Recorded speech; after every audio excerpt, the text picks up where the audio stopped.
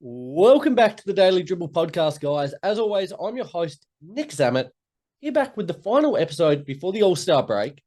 It's certainly an exciting time of year, not only for the All-Star festivities set to take place in Indianapolis this year, but just serves as a little bit of a reset button before our final push towards the playoffs. Having those couple of days break, certainly advantageous as a content creator, speak about how just frenetic and non-stop the NBA season is. So any time to capitalize on a little break is certainly very much appreciated. So this week I thought we'd touch on some very quick odds and ends before bringing back the Mailbag episode, or the Mailbag installment, should I say. Now, I say it week in and week out. If you're a regular listener to the show, that a lot of you guys engage with me with your takes, your questions, which I love on a weekly basis. This week I thought I'd actually transition it into the show. Now, a lot of you guys during the week have posed some various questions that I'm going to tackle momentarily. So looking forward to getting into that one in a moment. Before I do so, last week struggled with the black eye. If you saw that one on YouTube, you might have seen me sporting some color there. This week, sounding somewhat nasally, come down with a bit of a flu. So if you hear any unusual kind of spraying sounds, I've got the old Strepsils anesthetic throat spray here. It's meant to act as like a numbing agent. So if you hear, here we go, here's a little example on the fly. We'll open that one. A couple of these ones. That's just me. Oh, my goodness, it's a strong taste. That's me just hitting the reset button just to kind of numb my throat and numb the pain a little bit there. So please don't be alarmed by that one. All right, let's not stand on ceremony any longer. Getting into it, some very quick odds and ends.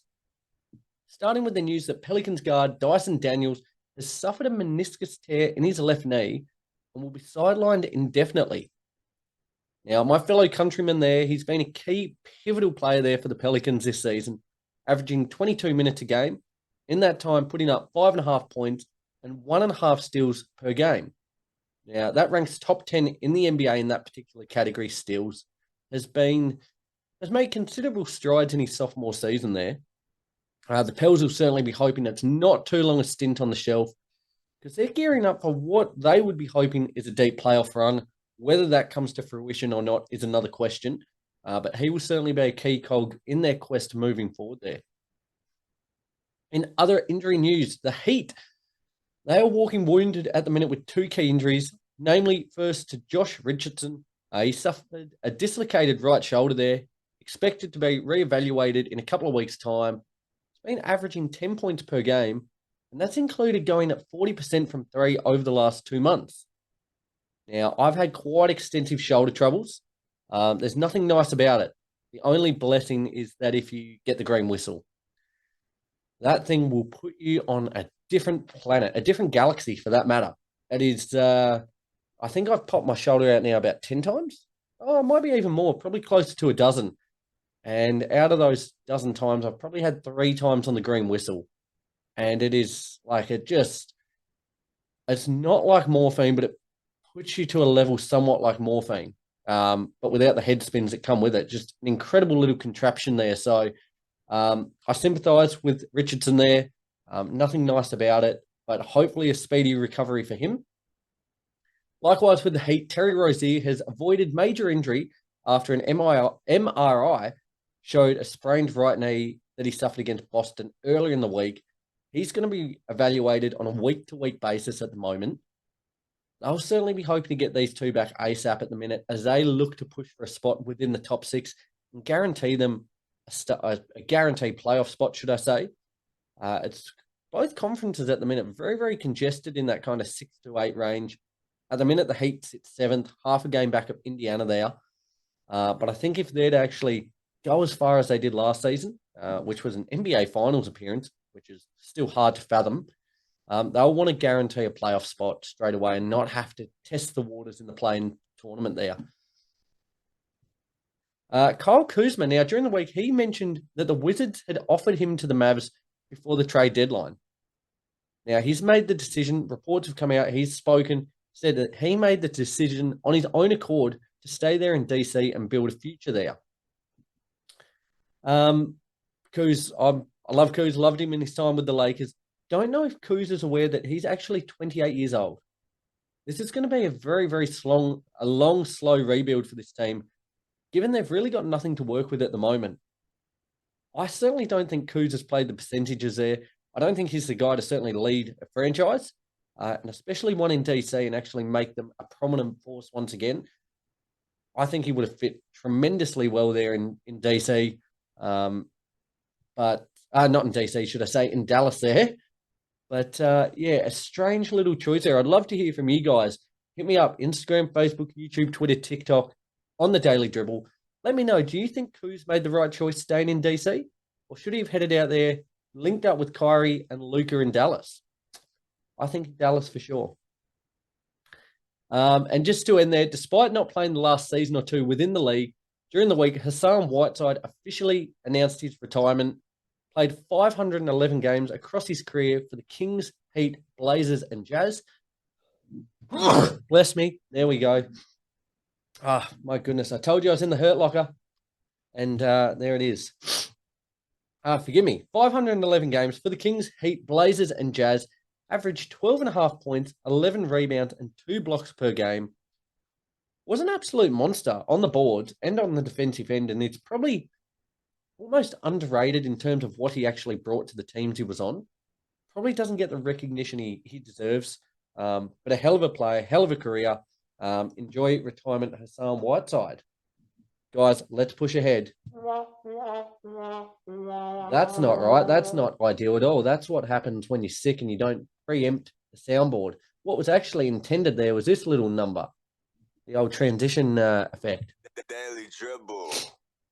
My goodness, I'm in all sorts this week. That pretty much that muck up there just kind of exemplifies where I'm at the minute. So, let's dig deep. Pushing ahead with the mailbag. Very, very appreciative of everyone who sent questions in. Love engaging with you guys, as I say, on a weekly basis. Awesome now to have the opportunity to actually share them on the show. So let's get into it. A few questions here to rattle through. Tom asked, how did you get your black eye on last week's show? Tom, if you tuned in, you would have seen it. I don't know if I mentioned it. It was pretty, it actually went blacker and more purple than I thought it would. It actually suffered at soccer training last Tuesday night. One of the young blokes got me with an errant hand, and pretty much that was all she wrote. It was pretty sore, started to blow up. By the next day, it was quite a deep purple. The day later, it was pretty well black. So, yeah, it was... that was all she wrote on that front there. Excuse a little break there. I just had to blow my nose, and I can't imagine you guys would have liked to have heard that on coming through your headphones there. But on the black eye, do you guys had a few people comment on it during the week, not just from the podcast scene, but a working sporting scene everywhere else. Did you like the look? I certainly think it made me look more intimidating. The question is, should I be seeking out more black eyes, do you think? It's only my second black eye ever. The other one I got, I was probably 12, 13 years old. One of my good mates, Ben, and I, we were walking along the beach, came up to some rocks. I found a perfectly round rock, probably the size of a bit larger than a tennis ball. Got it and threw it against another rock, just, mucking around, throwing things around. It's bounced off this rock on the ground, come back, hit me in the face, and my God, the majority, one half of my face was pretty much black off the back of it. So that's only my second black eye ever. But there you go, Tom. That was it. A little soccer injury there. My work colleague, Lachlan McCarthy, a sharpshooter in his own right, he asked, who is the most overrated player in the league? Now, I kind of took this from a different perspective. Almost overrated in terms of what his output is based on his contract. I've gone DeAndre Ayton. I could have gone quite a few, but to pick one name, I've gone DeAndre Ayton. He's earning a tick over $32 million this season. And after transitioning from the Suns to the Blazers in the offseason, he's averaged a little under 14 points, 10 rebounds, and an assist and a half a game. Now, for a player blessed with the physical attributes that he has at his disposal, for a franchise that has no pressure or expectation on them, he should have ample opportunity to actually put up not only big numbers, but actually be a valuable contributor. He hasn't delivered as of yet. And for what he's getting paid, that is a top level money. And he's not a top level player. So DeAndre Ayton is a name for me that sticks out there. Adam asks, who is your pick for the title? Oh my goodness. Now, wishful thinking, ever the optimist. I'm still holding hope on to the Lakers. I believe if you've got LeBron, you've got a chance. But as a realist at this stage, I'm thinking it's going to be a Celtics and Clippers final. And from there, I'm going to take the Clippers in 6, just because I have a lot more faith in their second unit. I think they've got more guys who can get them a bucket, have a little bit more faith in Norman Powell, Russell Westbrook. I say that every time. Russell Westbrook, a few other players like that, I just think a little more playoff credibility to their name, a little more experience. I just trust them to get them your bucket a little bit more. But that being said, both conferences have a lot of teams that could be potential NBA finalists at this stage. But yeah, at the moment, I'll take the Celtics and Clippers in that one. Mick asks, I'm a basketball fan based in Australia, but have never gotten to the NBL. Why should I? That's a great question, Mick. I believe it's the second best league in the world behind the NBA. Somewhat biased opinion, being Australian, but just partly due to the talent that the actual league possesses now, we've become a legitimate pathway to the NBA. Just last night, watched the Tassie Jack Jumpers against the Perth Wildcats. The projected number 1 overall pick, Alexandra Sarr, suiting up there. We've seen LaMelo Ball. We've seen Josh Giddey, not Dyson Daniels, but we've seen a lot of talent progress through this league. It is a really viable pathway to the NBA now, which makes it hugely exciting. Every single team has something going for them, whether that's a player, whether that's coaching, fans. Every single team has something to like about them and can win on any given night. So I certainly think it makes it the most even competition in the world. And Mick, being an Australian, if you are Australian, you can have such a deep connection to it. Now, I love the NBA. I speak about it weekly. I speak about it daily for that matter. I love it.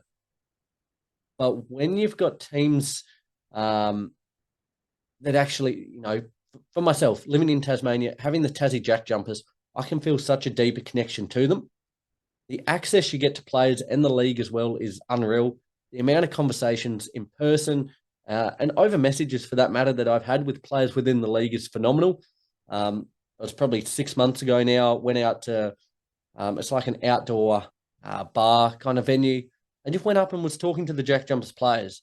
It's really fantastic having that connection with them. And the league is just continuing to grow. The trajectory it's on is phenomenal. It's certainly an exciting time to be an NBL fan. I would certainly implore you, if you're not already watching games, just start to tune in a little bit, familiarize yourself with some of the players, the franchises, some of the storylines going on at the moment. And I have no doubt in my mind you absolutely love it, mate. I know quite a few people already who, in terms of the actual product, going to watch the NBL games, second to none. People I know, for that matter, who hate basketball, they simply cannot get enough of it now after going to watch a game. So I would implore you to get involved, Mick. Didn't see which state you're from, but I would jump on board with the team and build that connection. And finally, guys, Cooper asks, what are you most looking forward to over All-Star Weekend? Now, for me, I'm a huge fan of the three-point contest, so that would certainly be my pick. I'm looking forward to seeing Sabrina Ionescu and Steph Curry in their shootout together. But the three-point contest, very, very excited. A star-studded field, to say the least. I'm taking my boy Tyrese Haliburton to win. I speak about this guy heaps. I'm a huge fan of him. Would love to see him pick it up and then have a real showing out moment in the All-Star game itself. In terms of the All-Star game, I think it'll be fine. The West should win pretty comfortably with Embiid and Randall missing from the original squad there. It certainly hampers their stocks. My pick for MVP in that one is Luka Doncic. Feel like this is it's his turn. Could see him dropping some very, very big numbers in this one. But I'm just hoping that bringing back the East versus West brings back a little bit of intensity for me. I know the All-Star weekend's meant to be a fun kind of, break, a festive period. I just hate watching the game where it's just there's no defense. There's 170 points scored a game. There's nothing exciting about that for me. So I'm just hoping that we see a great 3-point shootout and actually a little bit of intensity in the All-Star game. That would make me very, very happy. Guys, there you have it. Really appreciate all the questions sent in. This episode's been somewhat of a short trip off a cliff. I'm really, really struggling here to keep my airways open. So I'm going to end it there. I'm going to enjoy this week, enjoy the downtime, and certainly looking forward to coming back next week to you guys. Enjoying what is going to be a huge push towards playoff basketball. It is now in sight. The storylines are progressing nicely. The standings are starting to take shape. There's still a multitude of things to play out there. So very excited to see how that one comes about. Guys, as always, really appreciate all the questions being sent in. Appreciate all the continued support. Be sure to keep it coming via all the socials, Instagram, Facebook, YouTube, Twitter, and TikTok. Follow all of them to ensure you get all the latest news from the NBA and the NBL. Until next week, guys, have a fantastic week. I can't wait to speak to you again soon. Take care.